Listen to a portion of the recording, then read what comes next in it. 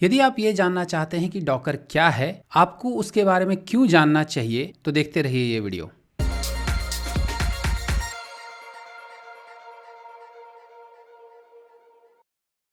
नमस्कार दोस्तों, मेरा नाम है एस रवि कुमार और इस वीडियो में हम बात करने वाले हैं डॉकर के बारे में। यदि आप एक प्रोफेशनल वेब डेवलपर हैं तो आपने डॉकर का नाम तो सुना ही होगा। जिस तरह से मूवी में डायलॉग है ना कि राहुल नाम तो सुना ही होगा, उसी तरह से डॉकर भी आजकल बहुत पॉपुलर हो रहा है वेब डेवलपमेंट के जगत में। हालांकि डेवलपर्स से ज्यादा डॉकर आईटी ऑपरेशंस टीम में पॉपुलर है, मगर फिर भी एक डेवलपर के लिए डॉकर के बारे में जानना बहुत जरूरी है। तो सबसे पहले बात करते हैं कि डॉकर है क्या। डॉकर एक कंटेनराइजेशन प्लेटफॉर्म है। डॉकर कंटेनराइजेशन प्लेटफॉर्म है, जैसे कि आपका जीमेल जो है वो ईमेल का प्लेटफॉर्म है, उसी तरीके से डॉकर जो है वो एक कंटेनराइजेशन प्लेटफॉर्म है। डॉकर के अलावा और भी बहुत सारे कंटेनराइजेशन प्लेटफॉर्म है, जैसे कि आप एलएक्स लिनक्स कंटेनर के लिए होता है एलएक्ससी करके, हाइपर वी विंडोज में आता है, कंटेनराइजेशन में भी आता है, आरकेटी कुबरनेटिस के साथ आजकल नया शुरू हुआ है, पॉडमैन है, इस तरह के और भी बहुत सारे कंटेनराइजेशन टेक्निक्स हैं। लेकिन डॉकर जो है वो सबसे ज्यादा पॉपुलर है। इतना पॉपुलर है कि आपको Docker by default visual studio में भी डॉकर का सपोर्ट है। तो डॉकर जो है वो एक कंटेनराइजेशन प्लेटफॉर्म है। अब कंटेनराइजेशन क्या होता है, ये इसको क्या कहते हैं? कंटेनराइजेशन देखिए आपका होता है कि जब आप अपने किसी एक एप्लीकेशन को उसके सारे रिसोर्सेस के साथ इकट्ठे पैकेज करके चलाते हैं, तो उसको हम कंटेनराइजेशन कहते हैं कि एक सिंगल कंटेनर में आपका पूरा एक एप्लीकेशन जो है वो चल रहा है, वो कंप्लीटली आइसोलेटेड होता है, उसका किसी और चीज़ से रिलेटेड नहीं होता है, और उसकी डिपेंडेंसी क्या होती है, बस कंटेनराइजेशन प्लेटफॉर्म के ऊपर वो डिपेंडेंट होता है, उसको ऑपरेटिंग सिस्टम से उतना ज़्यादा लेना देना नहीं होता है। यही बेनिफिट आपका वर्चुअलाइजेशन और कंटेनराइजेशन में यही डिफरेंस है कि वर्चुअलाइजेशन में क्या होता है कि आप एक पूरा ऑपरेटिंग सिस्टम बना देते हैं और उस operating system virtual operating system बनाते हैं और उसमें आप अपना काम करते हैं, कुछ भी इंस्टॉल करते हैं, लेकिन फिर भी थोड़ी इंटरडिपेंडेंसी होती है। लेकिन कंटेनराइजेशन में क्या होता है कि सारे कंटेनर जो होते हैं वो इंडिपेंडेंट होते हैं और वो अपना अलग अलग काम करते हैं, जो भी काम करते हैं, जो भी चलते हैं। आप कुछ भी मोस्ट ऑफ द एप्लीकेशन जो है वो कंटेनराइज्ड फॉर्मेट में आपके पास अवेलेबल है। तो ये कंटेनराइजेशन मैंने जैसे बताया कि जब हम सारे एप्लीकेशंस मतलब किसी एक एप्लीकेशन को सिंगल एक बंडल में चलाते हैं एक प्लेटफॉर्म के ऊपर और वो कंप्लीटली इंडिपेंडेंट और आइसोलेटेड वे में चलता है, उसको हम कहते हैं कंटेनराइजेशन। और कंटेनराइजेशन बेसिकली चलता कैसे है, आपके उसके लिए इमेज फाइल्स होती हैं। डॉकर की भी एक फाइल होती है, सिंगल एक फाइल होती है, उसके बेसिस पे डॉकर का इमेज बनता है और वो इमेज जो है वो डॉकर अपने आप रन करता है, चलाता है, सारा कुछ करता है। और वो इमेज फाइल जो होती है, उस इमेज फाइल को आप समझ सकते हैं कि आपका एक क्लास डेफिनेशन है। अगर हम प्रोग्रामिंग की टर्म में बात करूं तो इमेज फाइल जो है वो एक क्लास डेफिनेशन है और जो कंटेनर बनता है, इमेज से जो कंटेनर बनता है, that is the object of that class. तो जब आप इमेजेस बनाते हैं, डिफरेंट इमेजेस बनाते हैं, तो दैट मीन्स आप डिफरेंट ऑब्जेक्ट्स बना रहे हैं उस क्लास के। तो एक इमेज फाइल हो गई और उससे आपका कंटेनर बन गया।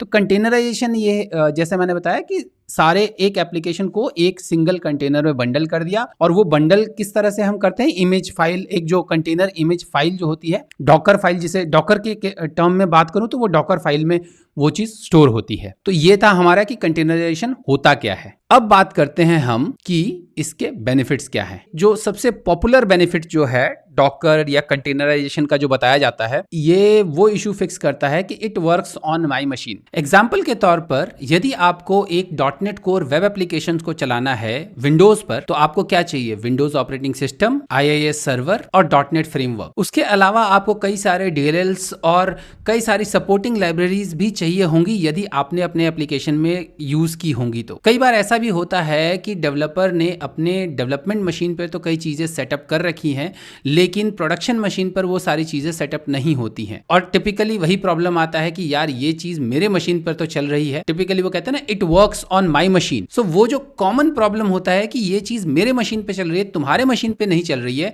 उस प्रॉब्लम को डॉकर जो है वो बहुत ईजिली सॉल्व करता है। क्योंकि कंटेनराइजेशन के थ्रू यदि आप कुछ बनाते हैं और कंटेनर इमेज के तौर पर उसको रन करके चलाते हैं, तो आप उसी कंटेनर इमेज को एज इट इज जहां पर भी डिप्लॉय करेंगे वो वैसा ही चलेगा। क्योंकि जब आप एक कंटेनर बनाते हैं तो उस कंटेनर से रिलेटेड जितनी भी चीजें होती हैं वो सारी चीजें वो एक सिंपल कंटेनर के फाइल में नोट हो जाती हैं, और वही फाइल या वही इमेज जो है वो हर जगह सेम चलती है। तो ये सबसे बड़ा जो सबसे पॉपुलर बेनिफिट है कंटेनराइजेशन का कि it solves the problem of works on my machine. मेरी मशीन पे काम करता है, ये प्रॉब्लम जो है ये सॉल्व कर देता है। दूसरा बेनिफिट क्या है जो सबके लिए है, वो है इट सेव्स रिसोर्सेस। ये रिसोर्सेस बचाता है। कैसे बचाता है? अब जैसे अगर हम बात करें, मान लीजिए कि आप एक सर्वर एडमिनिस्ट्रेटर हैं, या आपकी कंपनी जो है वो सर्वर्स मैनेज करती है, बहुत सारे सर्वर्स मैनेज करती है, उसको 10 एप्लीकेशन होस्ट करने हैं। 10 एप्लीकेशन होस्ट करने के लिए क्या करेंगे? अगर सब बोलेंगे कि भैया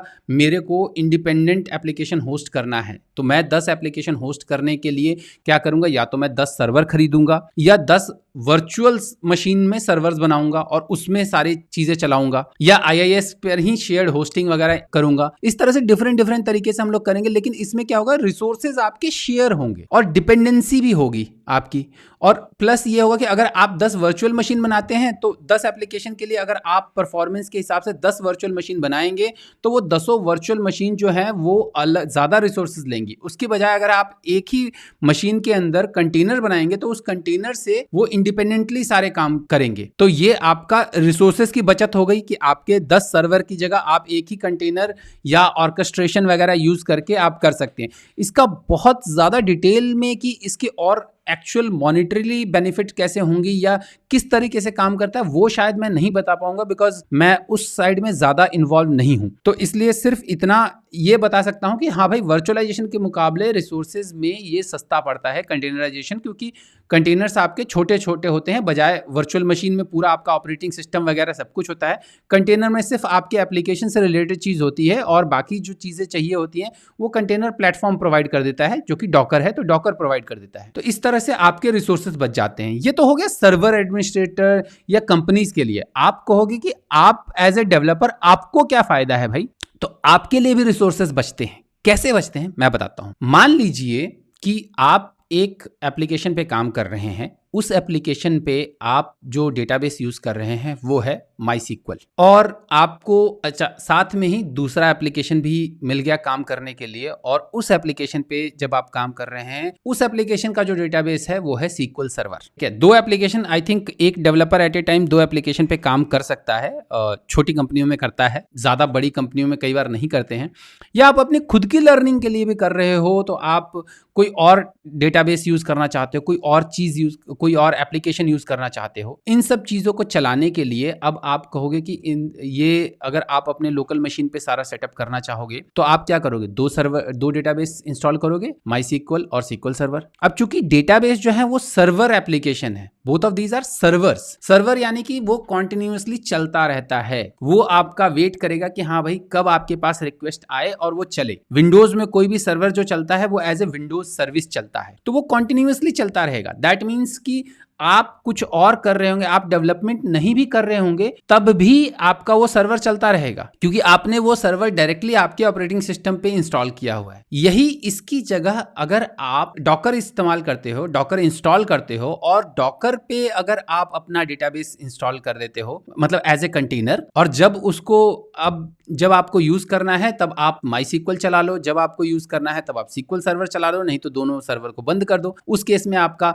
सिर्फ डॉकर चलेगा, कंटेनर्स बंद रहेंगे। इनफैक्ट अगर आपको डेटाबेसेस की जरूरत ही नहीं है, या आपको उस एप्लीकेशन की जरूरत ही नहीं है जिस एप्लीकेशन को आपने कंटेनराइज्ड वे में चलाया है, तो उस केस में आप उस पूरे कंटेनर को ही बंद कर दो, कंटेनर के प्रोसेस को ही बंद करके खत्म करके रख दो। उस केस में आपका सिस्टम पूरा खाली हो गया आपके लिए, जो भी आपको करना है उस काम को करने के लिए। तो इस तरीके से आप रिसोर्सेज बचा सकते हैं अपने, अगर आप कंटेनराइजेशन या डॉकर यूज करते हैं तो। लास्ट बेनिफिट अगर मैं कहूं कि ये आपको सर्वरलेस आर्किटेक्चर जो है उसको इम्प्लीमेंट करने में मदद करता है, माइक्रो सर्विसेज बनाने में मदद करता है कि आप डिफरेंट माइक्रो सर्विसेज कंटेनराइज्ड बनाइए, आप उनको जहां जहां चाहे वहां वहां डिप्लॉय कर दीजिए। प्लस आपकी डिपेंडेंसी भी नहीं रहती किसी एक प्लेटफॉर्म पर, आप किसी एक पैस पर डिपेंडेंट नहीं रहते। आपने अगर कंटेनराइज्ड अपना एप्लीकेशन बनाया है, ASP.NET का एप्लीकेशन अगर आपने कंटेनराइज्ड बनाया है, तो आप उसको चाहे तो आप डिजिटल ओशन पे चला लीजिए, चाहे आप एजूर पे चला लीजिए, चाहे आप AWS पे चला लीजिए, जहां पर भी कंटेनर, चाहे आप गूगल कंटेनर पे चला लीजिए, गूगल क्लाउड पे चला लीजिए, जहां पर भी आपके कंटेनराइजेशन अवेलेबल है वहां पर आप कंटेनराइज्ड अपना वेबसाइट जो है वो होस्ट कर सकते हैं। तो ये आपकी पैस बेस्ड डिपेंडेंसी भी खत्म हो जाती है।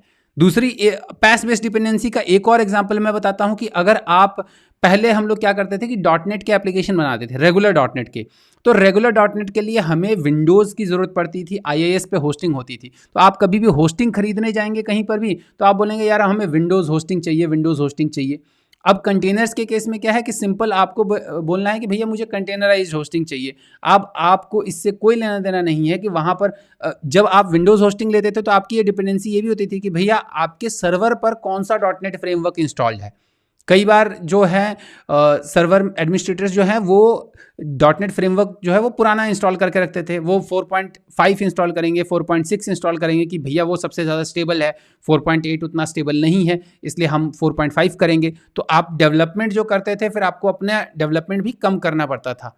तो अब आप इस चीज़ से भी इंडिपेंडेंट हो गए हैं या इस चीज़ से भी फ्री हो गए हैं कि आप जब डिप्लॉय करेंगे तो वहाँ पर ये चीज़ मिलेगी कि नहीं मिलेगी, क्योंकि आपके कंटेनर में ही सब कुछ होगा। तो अगर आप कुछ भी डेवलप कर रहे हैं, इनफैक्ट अब आप प्रीव्यू टेक्नोलॉजी को भी यूज़ करके आप अपना एप्लीकेशन डेवलप कर सकते। क्योंकि कंटेनराइज होगा तो हमें ये सोचने की ज़रूरत नहीं है कि जहाँ पर मैं होस्ट कर रहा हूँ वहाँ पर मुझे ये चीज़ें मिलेंगी कि नहीं, क्योंकि वो सारी चीज़ें मेरे कंटेनर में ही ऑलरेडी एडेड होंगी, वो ऑटोमेटिकली वहाँ पर डिप्लॉय हो जाएंगी। तो ये सारे बेनिफिट्स हैं आपके कंटेनराइजेशन यूज़ करने के।